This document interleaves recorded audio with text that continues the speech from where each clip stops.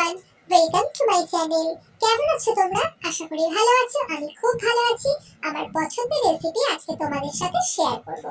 তো এখানে দেখো, হাঁড়িতে জল ফুটছে, তাতে পরিমাণ মতো নুন দিলাম, কয়েকটা তেজপাতা, একটু লেবুর রস, গোটা গরম মশলা দিয়ে দিলাম। তারপরে ভিজিয়ে রাখা দেরাদুন চালটা আমি জলের মধ্যে দিয়ে দিলাম। আর এই পাশেই দেখো, আমি করব কড়াইতে একটু তেল দিয়ে দিলাম। এই তেলটা দেওয়ার পরে কি করবো বলো তো? গাজর কুচি আর বিন দিয়ে দিলাম। এগুলো দেওয়ার পরে একটু ভাজবো, এবং ভাজতে ভাজতে দেখো এখানে কয়েকটা তেজপাতা দিয়ে দিয়েছি।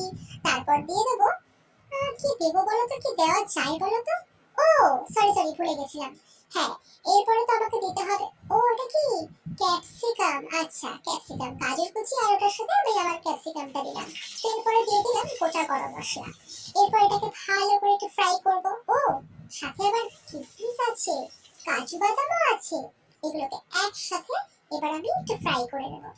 আচ্ছা, এখানে ফ্রাই হতে থাক। ফ্রাই হওয়ার পরে কি করব, সাথে সাথে আমি রাইসটা নিয়ে নিলাম। তারপর পরিমাণ মতো দিয়ে দিলাম ঘি, ভেজে রাখা সবজি, সাহামরিচ, গোলমরিচ গুঁড়ো, চিনি। দেওয়া হয়ে গেলে একই রকম লেয়ার করে কিছুক্ষণ চাপা দিয়ে রেখে ভালো করে মিক্স করে নিলেই রেডি ঝুরঝুরে ফ্রাইড রাইস।